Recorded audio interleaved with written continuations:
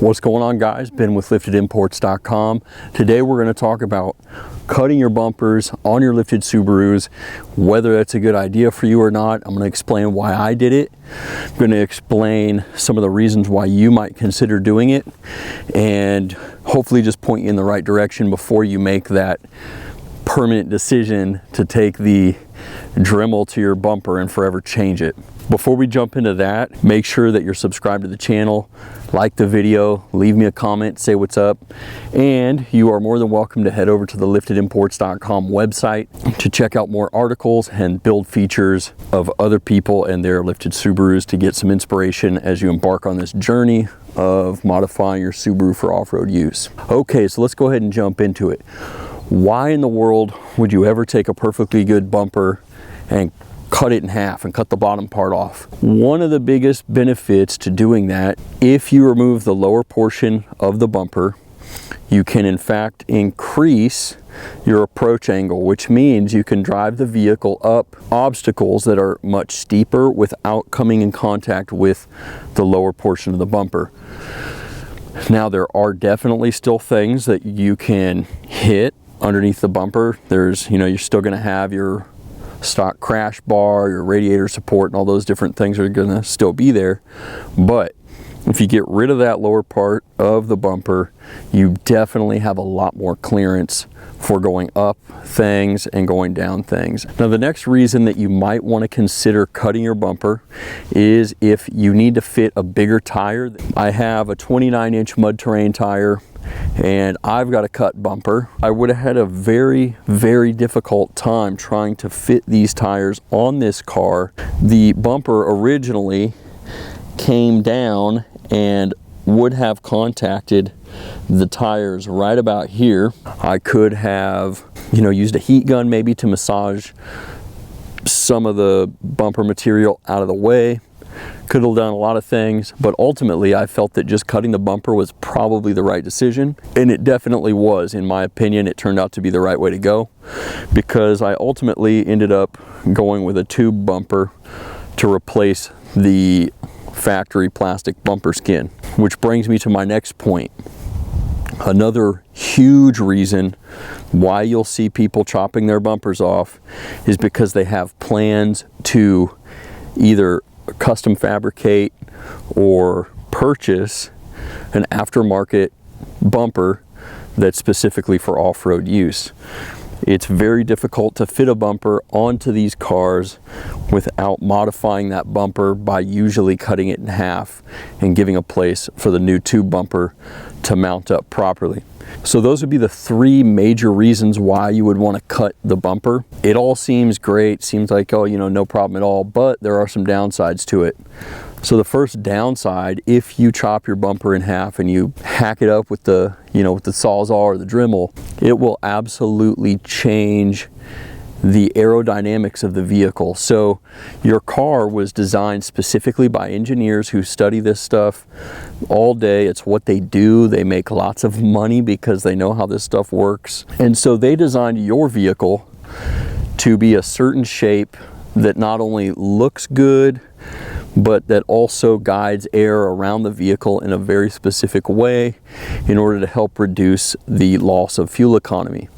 Now, when you interrupt that by cutting it in half, you're now just letting the air come straight into raw parts. So things like the crash bar and all the other things that are behind the bumper skin that are just not aerodynamic at all, you're just ramming air straight into that. And it's usually just a very blunt surface. The air doesn't get guided correctly around the vehicle, and you absolutely will lose a substantial amount of fuel economy if you decide to cut the bumper. Now, this is going to vary drastically depending on how you cut the bumper, depending on where you cut the bumper, depending on what car you drive, depending on what your tire setup is, depending on if you have a bunch of stuff on the roof or not.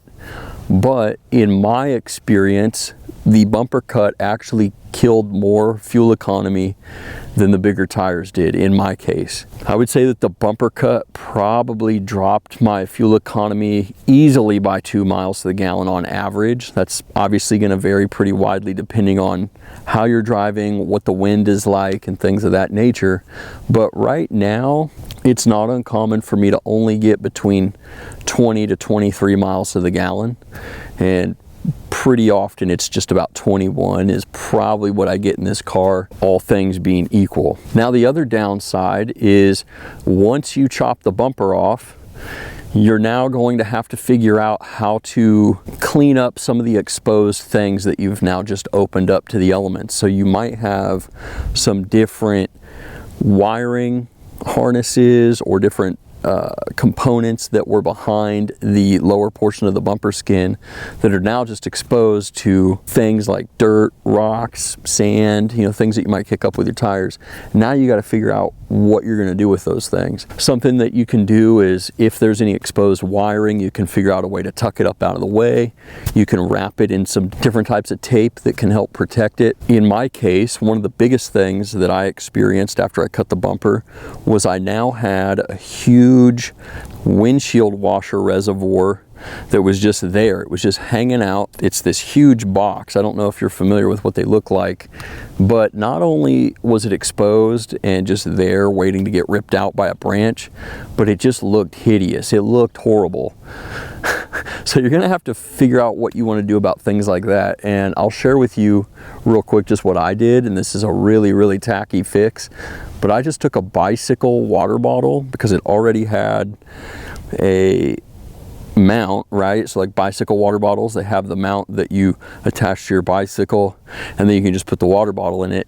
I just took one of those, drilled a hole in it, and put the windshield washer motor, plugged it right in, mounted the holder up onto the inside of the fender well up in my Subaru under the fender on the other side, hooked it all up, filled it with fluid, boom, works good as new. Obviously the capacity is way lower than the stock Reservoir, but nevertheless works great. It's up out of the way.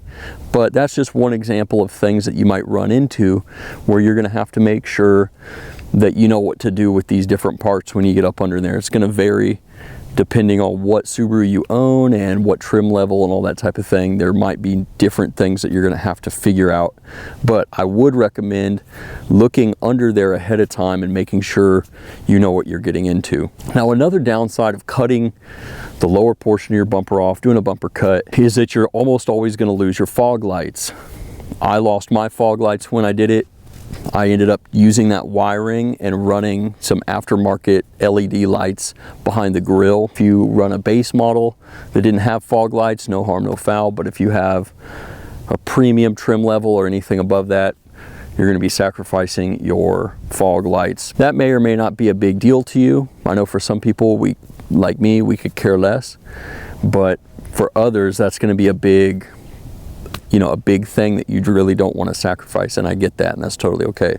Now, the next thing that you're going to have to consider is now you're going to have to figure out how to modify your fender liners. You definitely still want to run fender liners, but you're going to have to modify them in such a way that you can still keep them mounted in the vehicle without the mounting point from the lower part of the bumper skin. In my case, I'm not gonna lie, I just cut the lower portion of my fender liners off and I just run them open. Doesn't really bother me, haven't run into any issues.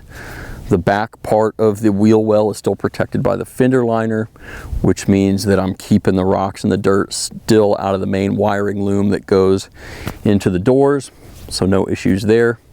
But you'll have to keep that in mind, that now your fender liners are going to be exposed and you're going to have to deal with them. So those are some of the main reasons and some of the main downsides of cutting your bumper. And you're just going to have to make the decision for yourself of whether or not it's going to fit your goals and fit your tolerance for devaluing your vehicle, because nobody is going to want to buy your Subaru that's got a cut bumper at full price. You know, if you've got a brand new Outback or a brand new Forester, it's really hard to stomach the thought of chopping a bumper. So here's what I would do if I needed to cut my bumper and I had a newer Subaru. I would personally look online and look for a cheap junk bumper, you know, maybe something that's got some damage on it. I'd call around to different wrecking yards. This is obviously going to vary depending on how new your Subaru is. If it's brand new, this is not really going to apply, but if it's a couple years old, you can call around to different wrecking yards and say, hey, can I get that bumper? Or, you know, see if you can source one on eBay or something that's maybe got some damage on the lower portion. You can even check local marketplace listings, see if somebody's parting one of the vehicles out, if the front bumper's available.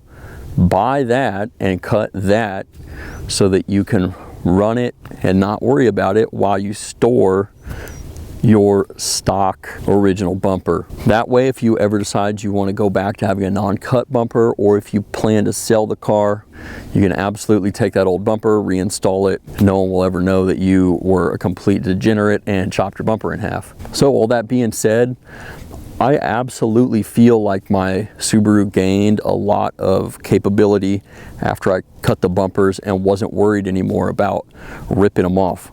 I cut not only my front but my rear bumper, and my rear bumper actually cut because I was on some trails and went through a ditch, and the ditch actually grabbed the bumper and cracked it. And so I was just like, oh, whatever, I guess that was an easy decision. I guess I'll just cut that right off when I get home. So I chopped it in half, and it is what it is. The rest is history. So now I have a better approach and departure angle, and I would absolutely recommend it if you're a person that has a tolerance for vehicle modification. If you're not into modding vehicles and you want your car to essentially look and feel the way it did from the factory, don't do stuff like this. Don't start cutting on it if it's just not really your thing. For the rest of us, I say go for it. You know, what do you got to lose? To me, it is what it is. I plan to keep these cars and just run them. And if they have chopped up bumpers by the time I'm done with it, whatever, you know, it is what it is. I'm planning to run this car until it doesn't run anymore. And I'll see what happens after that. But if you got any questions, leave them in the comments. Make sure you say what's up, subscribe to the channel. Let me know if there's any ideas that you have for questions that you think I could be helpful in answering. And until next time, I'll see you guys out on the trail. Hope you have a fantastic day, and we'll talk to you soon.